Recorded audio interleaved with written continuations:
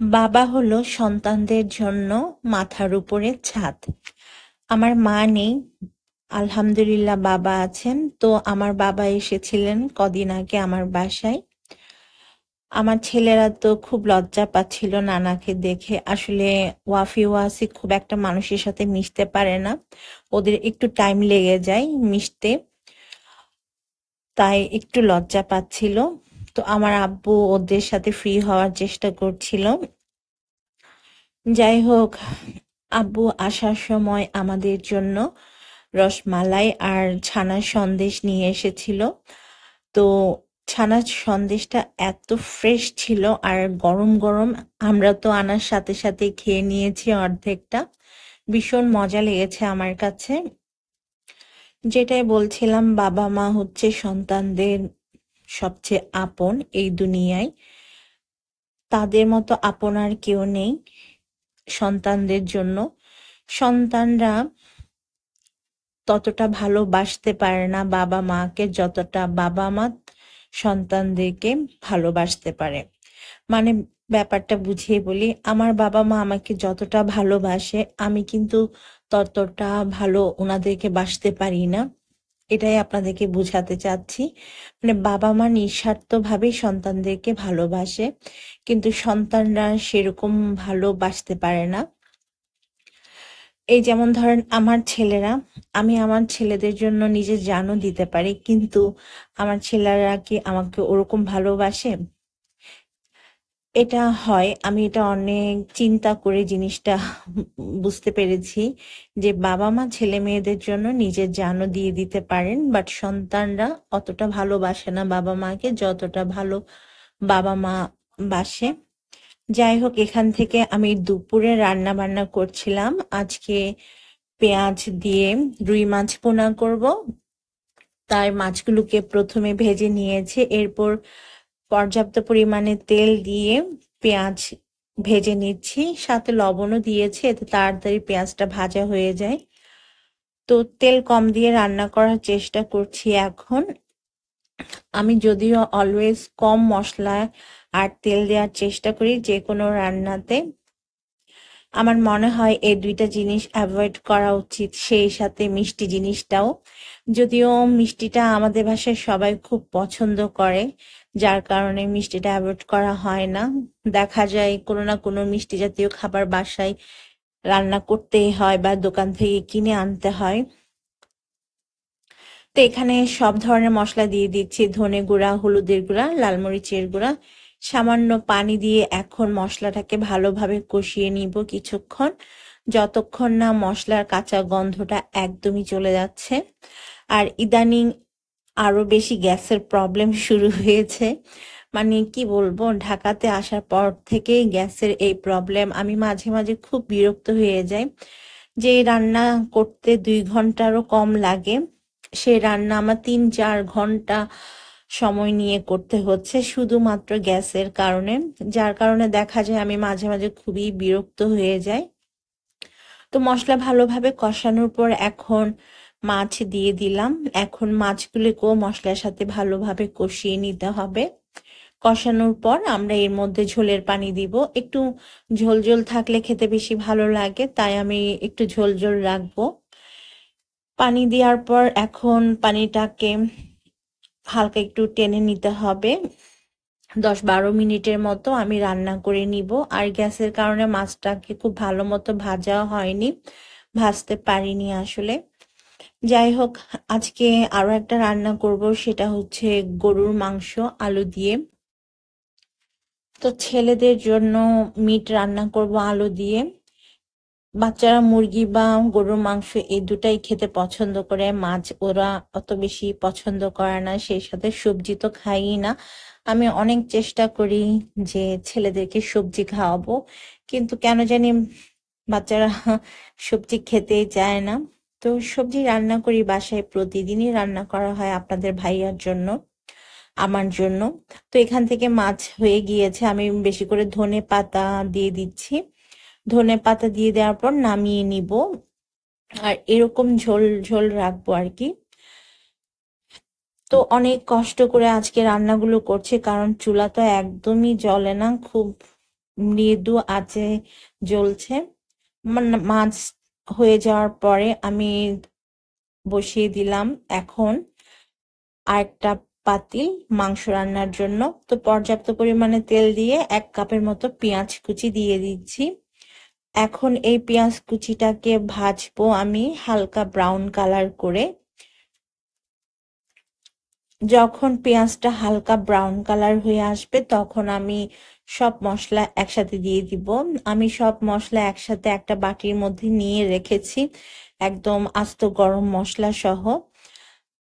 এই যে দেখেন পেঁয়াজের কালারটা যখন এরকম হালকা ব্রাউনিশ হয়ে যাবে তখন হচ্ছে এর মধ্যে আদা রসুন বাটা, লাল মরিচের গুঁড়া, ধনে গুঁড়া, হলুদের গুঁড়া, জিরা গুঁড়া, দারচিনি, এলাচ, লং, তেজপাতা এগুলো দিয়ে দিতে হবে।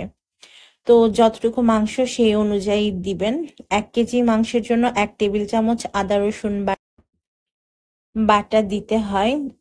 যাই হোক এগুলা কম বেশি সবাই আমরা রান্না করতে পারি, তারপর বললাম যারা নতুন নতুন আপুরা আছেন তাদের জন্য। তো যারা আমার ভিডিওগুলো পছন্দ করেন প্লিজ আমার চ্যানেলটাকে সাবস্ক্রাইব করতে কিন্তু একদমই ভুলবেন না। সেই সাথে বেল আইকনটাও প্রেস করে রাখবেন, এতে করে যে কোনো ভিডিও দিলে সবার আগে নোটিফিকেশন আপনাদের কাছে চলে যাবে। সেই সাথে ফেসবুক থেকে যারা দেখছেন তারা আমার পেজটাকে ফলো দিয়ে রাখতে পারেন, আর ভিডিও ভালো লাগলে আপনাদের ফ্রেন্ডস এন্ড ফ্যামিলির সাথে শেয়ার করতে পারেন। তো এখান থেকে আমার মশলা বেশ ভালোভাবে কষানো হয়ে গিয়েছে। এখন আমি ধুয়ে রাখা গরুর মাংসটা দিয়ে দিব, আর আজকে মাংসটাকে আমি একটু বড় সাইজের করে কেটে নিয়েছি। তো সবটুকু মাংস দিয়ে দেওয়ার পর খুব ভালোভাবে মশলার সাথে মিশিয়ে নিতে হবে, তারপর হচ্ছে কষাতে হবে। মাংস আপনি যত ভালো মতো কষাতে পারবেন এর টেস্ট ততই বাড়বে। মাংস বেশি কষালে এর টেস্টটা দ্বিগুণ হয়ে যায়। তো সময় নিয়ে মাংসটাকে কষানোর ট্রাই করবেন। আজকে আমি ঝোল করে রান্না করব মাংসটা। ঢাকনা দিয়ে এখন কিছুক্ষণ কষাবো, 10-15 মিনিটের মতো।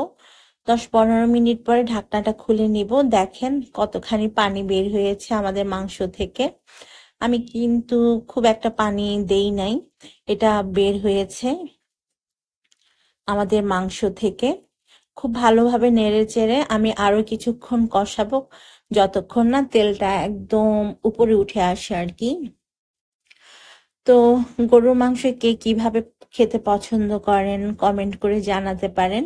অন্য চুলায় আমি মাংসটা কষাতে দিয়েছি, এখন রান্না করব হচ্ছে চিংড়ি মাছ আলু দিয়ে পালং শাক, সরি পুঁই শাক। এই রান্নাটা আমি আমার শাশুড়ি মার কাছে শিখেছিলাম, উনি এভাবেই রান্না করতো, মানে চিংড়ি মাছ দিয়ে পুঁই শাকটা আর কি। তো ওনার কাছ থেকে শেখা। আমি আসলে আমার শাশুড়ি মা বলেন আর আমার নিজের মা বলেন কারো কাছ থেকে খুব একটা রান্না শিখতে পারিনি, কারণ বিয়ের আগে কখনোই রান্না করতে হয়নি বাবার বাড়িতে। তো মাঝে মাঝে আমার আম্মু কিভাবে রান্না করতো সেটা দেখতাম, বাট কখনো রান্না করা হয়নি। আর বিয়ের পরও যতদিন শাশুড়ি মা বেঁচে ছিলেন কখনো আমার রান্না করতে হয়নি। তখন আমি মাঝে মাঝে দেখতাম শাশুড়ি মা কিভাবে রান্না করে, কিন্তু কখনো রান্না করতে হয়নি। এই যা, তবে দেখে দেখে আমি কিছু কিছু রেসিপি শিখেছি, আর ওভাবেই হচ্ছে এখন রান্না করার ট্রাই করি। জানি না কতটা ভালো রান্না করতে পারি, তবে চেষ্টা করি সবসময় ভালোভাবে রান্না করার জন্য। তো এখান থেকে আমি পুঁই শাক আলু দিয়ে দিয়েছি, এখন খুব ভালোভাবে মিশিয়ে নিব, তারপর ঢাকনা দিয়ে ঢেকে কিছুক্ষণ এটাকে কষাবো। আর পুঁই শাক থেকে প্রচুর পানি বের হয় সেটা তো আমরা জানি। আর সামনে তো রোজা আসছে, রোজা আমার রান্নার চ্যানেল লেটস কুক উইথ মুনিয়াতে আমি অনেক ধরনের রেসিপি শেয়ার করব। আপনারা যারা এখনো আমার রান্নার চ্যানেলটাকে সাবস্ক্রাইব করেননি প্লিজ সাবস্ক্রাইব করে রাখবেন, এতে করে আপনারা ইফতারের অনেক ধরনের রেসিপি পেয়ে যাবেন। ফেসবুক আর ইউটিউব দুই জায়গাতে আপনারা let's cook with Muniya search করলে আমার রেসিপিগুলো পেয়ে যাবেন। তো আজকে অনেক কষ্ট করে 3টা রান্না শেষ করলাম, এখনো ভাত রান্না করা বাকি আছে। গ্যাসের এত সমস্যা যে আমার রান্না করতে করতে একদম 1টা বেজে গিয়েছে। একটু পরেই ছেলেরা হচ্ছে স্কুল থেকে চলে আসবে। আমি ট্রাই করি ছেলেরা স্কুল থেকে চলে আসার আগে রান্নাটা শেষ করতে, কারণ ওরা খুব আর্লি মর্নিং স্কুলে যায়, না খেয়ে স্কুলে যায়, আসার পর খুব হাংরি থাকে, এসে ভাত খেতে চায়। এই জন্য আমি চাই ওরা স্কুল থেকে আসার আগেই যেন রান্নাটা শেষ করতে পারি। তো আলহামদুলিল্লাহ শেষ করতে পেরেছি আমি রান্না। যাই হোক, ভাতও রান্না করা শেষ হয়ে গিয়েছে। এই যে আমার মাংস, আমি আলু দিয়ে নিয়েছি। এখন হচ্ছে মাংসের মধ্যে 1/2 টিস্পুন গরম মশলার গুঁড়া আর 1/2 টিস্পুন ভাজা জিরার গুঁড়া দিলেই হবে, আর কিছু দেওয়ার দরকার নাই। তো কারা কারা রমজানের প্রস্তুতি শুরু করেছেন? আমি তো ইনশাআল্লাহ 22 তারিখের পর থেকে শুরু করব। তো আপনাদের সাথে অবশ্যই শেয়ার করব আমার রোজার প্রিপারেশন গুলো। আশা করছি কারো না কারোই কাজে আসবে। তো মাংস হয়ে গিয়েছে, চুলা বন্ধ করে দিব। আজকের মতো দুপুরে রান্না বান্না কমপ্লিট। এদিক থেকে আমার পুঁই শাকটাও হয়ে গিয়েছে, জাস্ট আরেকটু ঝোলটাকে শুকিয়ে নিলেই আমাদের পুঁই শাক হয়ে যাবে। তো বিকালের দিকে আমি আমার রান্নার চ্যানেলের জন্য একটা ভিডিও শুট করেছিলাম, খুবই মজাদার এই চিকেন পটেটো কাটলেটগুলো আমার রান্নার চ্যানেলে পেয়ে যাবেন। এটার রেসিপি খেতে খুবই সুস্বাদু হয়েছে, আমার ছেলেরা তো অসম্ভব পছন্দ করেছে। এই কাটলেটগুলো বানিয়ে কিন্তু 1 মাস পর্যন্ত সংরক্ষণ করা যাবে ডিপ ফ্রিজে। আশা করছি সাথেই থাকবেন। আল্লাহ হাফেজ।